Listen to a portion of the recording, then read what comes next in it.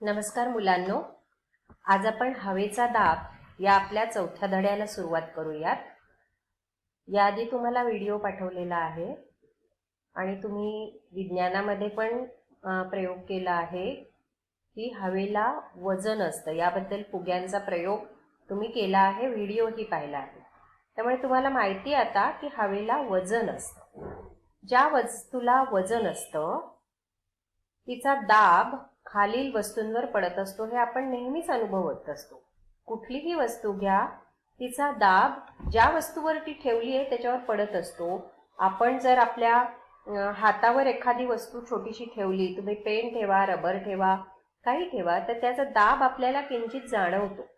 तर त्याचप्रमाणे वातावरणात जी हवा आहे, तुम्हाला माहिती आहे पृथ्वीभोवती आपल्या वातावरण आहे, हवेचं आवरण आहे, ज्याला आपण वातावरण म्हणतो। तर त्या वातावरणामध्ये जी हवा आहे त्या हवेचा सुद्धा पृथ्वीवर दाब पडत असतो, भूपृष्ठावर म्हणजे जमिनीवर दाब पडत असतो, हे लक्षात घ्या। हवेचा दाब मिलीबार या एककात मोजतात आणि हवेचा दाब मोजण्यासाठी हा असा हवा दाब मापक वापरतात। इंग्लिशमध्ये त्याला बॅरोमीटर असं नाव आहे। हवेचा दाब हा समुद्र सपाटीजवळ 1013.2 मिलीबार इतका असतो। पृथ्वीवरील हवेच्या या दाबामुळे वातावरणामध्ये वादळ, पर्जन्य यासारख्या घडामोडी आपल्याला घडलेल्या दिसून येतात। त्याची काही कारणं आहेत। हवेचा दाब पृथ्वीवर सगळीकडे सारखा नसतो, वेगवेगळ्या ठिकाणी हा दाब वेगवेगळा असतो आणि एका ठिकाणी जो दाब आहे तोच कायम राहतो असंही नाही। हवेचा दाब वेळोवेळी बदलत असतो। प्रदेशाची उंची किती आहे, तिथल्या हवेचं तापमान किती आहे, ते गरम आहे का थंड आहे, प्रदेश समुद्र सपाटीला लागून आहे का पर्वतीय प्रदेश आहे का मैदानी प्रदेश आहे, तिथे बाष्पाचं प्रमाण किती आहे, हवा दमट आहे का कोरडी आहे, हे सगळे जे घटक आहेत या सगळ्या घटकांचा परिणाम हवेच्या दाबावर होत असतो। प्रदेशाची उंची आणि हवेचा दाब याचा काय संबंध आहे ते बघूया। हवेमध्ये तुम्हाला माहिती आहे की हवेमध्ये धुलीकण असतात, पाण्याची वाफ म्हणजे बाष्प असतं, काही जड वायू पण असतात आणि ह्या सगळ्या घटकांचं प्रमाण जमिनीलगत खूप जास्त असतं। जसजशी एखाद्या प्रदेशाची उंची वाढत जाते, म्हणजे समुद्र सपाटीपासून आपण जसजसं उंचावर जातो तसतसं या घटकांचं प्रमाण कमी होत जातं। म्हणजेच भूपृष्ठापासून आपण उंच जातो तशी हवा विरळ होते। म्हणजे वातावरणात सुद्धा जमिनीपासून आपण जसजसं वातावरणाच्या उंच थरांमध्ये जात जातो हवा विरळ होते, हे आपण लहानपणापासून शिकतोय। पण अशी हवा जेव्हा विरळ होते तेव्हा साहजिकच तिचे कण एकमेकांपासून दूर जातात आणि त्यामुळे तिचा दाब सुद्धा कमी होतो। दर 30 मीटर उंचीवर गेलं की हवेचा दाब 3.5 मिलीबार एवढा कमी होत जातो आणि मग साहजिकच याचा उपयोग एखाद्या प्रदेशाची उंची काढण्यासाठी सुद्धा होऊ शकतो की किती उंचीवर आपण गेलो, दाब किती कमी झाला, त्यावरून हे ठिकाण किती उंच असेल हे शोधायलाही या दाबाचा उपयोग होऊ शकतो। ते आपण पुढे पाहणारच आहोत। असे आकाशकंदील तुमच्यापैकी काही जणांनी पाहिले असतील की जे पेटवायचे असतात, ज्याच्यात एखादी मेणबत्ती असते किंवा मेणबत्ती ठेवायला जागा असते आणि ती पेटवली की त्यानंतर ते आकाशात उडायला लागतात।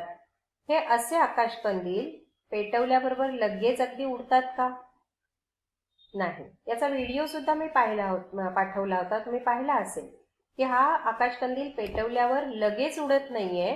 तर काय काय होतं, मेणबत्ती पेटवल्यावर त्यातली हवा जी आहे ती उष्णतेने गरम व्हायला लागते।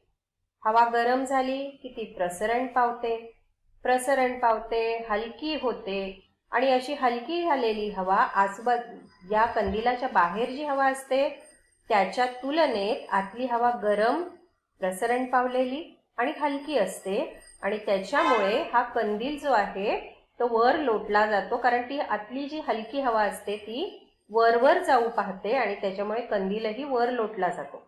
तर हलकी हवा जी असते ती वरच्या दिशेने जाते. निसर्गात सुद्धा असंच घडत असतं.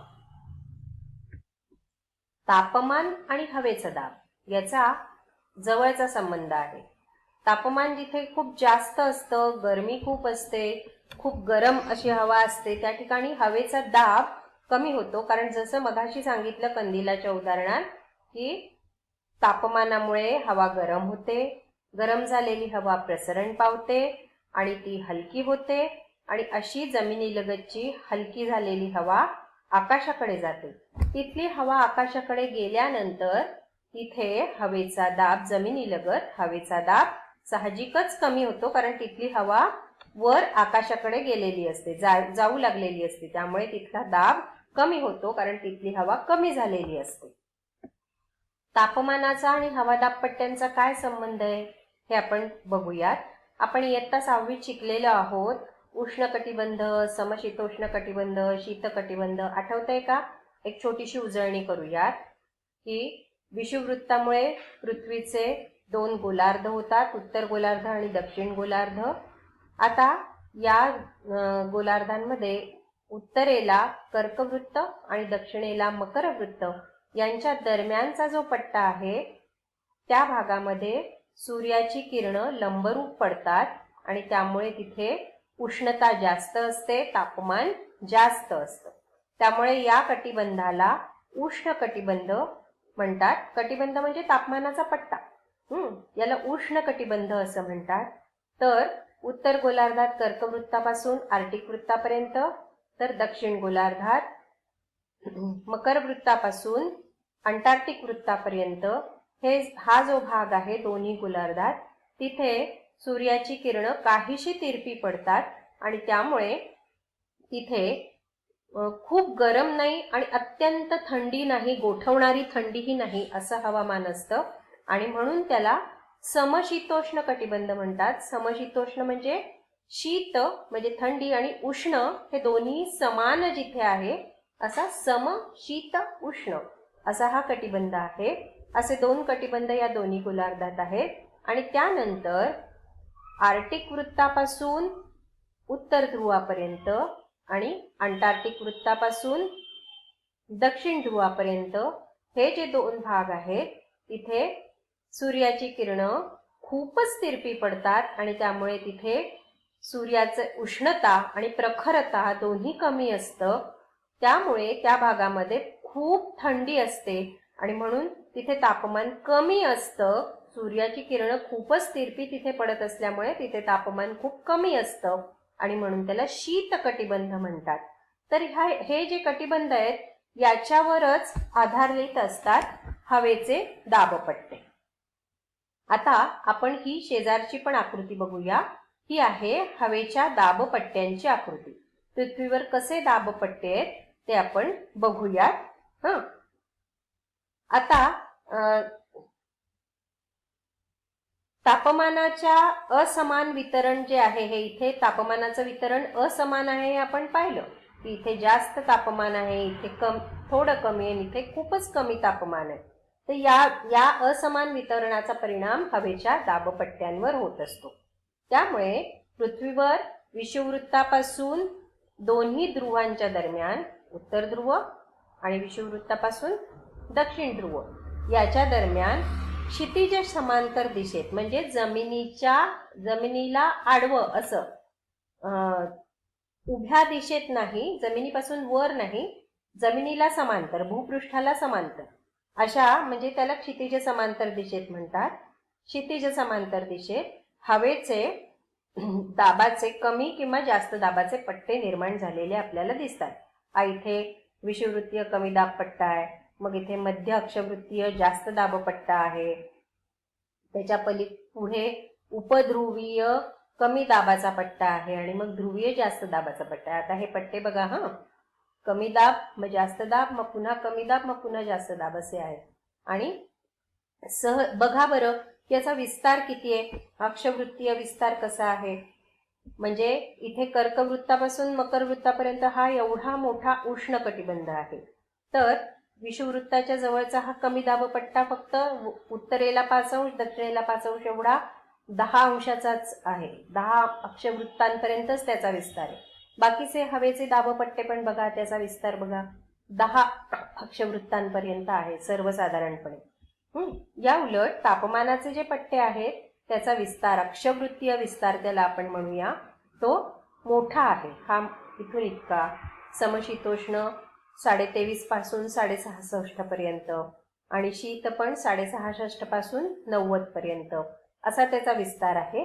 म्हणजे तापमान पट्ट्यांचा म्हणजेच कटिबंधाचा विस्तार जास्त आहे, तर हवेच्या दाबपट्ट्यांचा विस्तार हा मर्यादित आहे. तो साधारणपणे 10 अक्षवृत्त एवढा आहे. आणि हे तापमानाचे पट्टे जे आहेत ते 3 आहेत आणि हवेचे दाबपट्ट्यांचे किती प्रकार आहेत बघा बरं. 1, 2, 3 आणि 4 प्रकारचे दाबपट्टे आहेत. तर ही आकृती तुम्ही लक्षात ठेवायची आहे. दाबपट्टे कसे आहेत, कुठे आहेत. त्यामध्ये हे जे वारे दाखवले आहेत ना, ते वारे आत्ता नाही लक्षात ठेवले तरी चालतील, ते आपण पुढच्या धड्यात अभ्यासणार आहोत. ते वारे, त्याची दिशा हे आत्ता नाही काढलं तरी चालेल. आता ही तुम्हाला आकृती काढायची आहे. ही पूर्ण आकृती तापमान पट्टे आणि हवेचे दाबपट्टे या 2 वेगळ्या आकृत्या आहेत. त्या समजण्यासाठी म्हणून आपल्याला शेजारी शेजारी दिलेल्या आहेत. आपल्याला जर फक्त हवादाब पट्ट्यांची आकृती सांगितली तर फक्त हीच आकृती काढायची, दोन्ही काढायच्या नाहीत.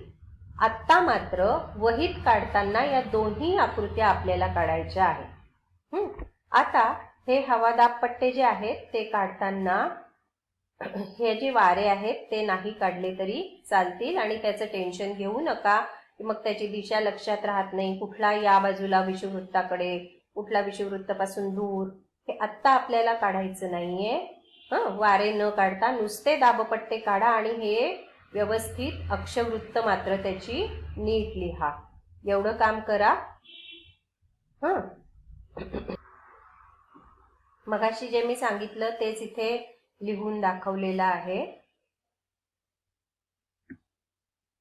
हेच मी मगाशी पण सांगितलं की तापमानाच्या असमान वितरणाचा परिणाम, वितरण म्हणजे वाटप, असमान जे तापमान आहे पृथ्वीवर त्याचा परिणाम दाबपट्ट्यांवर होतो आणि त्यामुळे विषुववृत्तापासून उत्तर आणि दक्षिण ध्रुवाकडे दोन्ही दिशांना क्षितिज समांतर दिशेत म्हणजे भूपृष्ठाला समांतर अशा दिशेमध्ये कमी आणि जास्त दाबाचे पट्टे निर्माण होतात.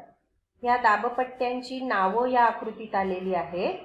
आता त्यांची जी माहिती आहे की ते का निर्माण होतात त्याबद्दलची माहिती आपण पुढील तासाला जाणून घेऊया. आज इथेच थांबूया. थँक्यू.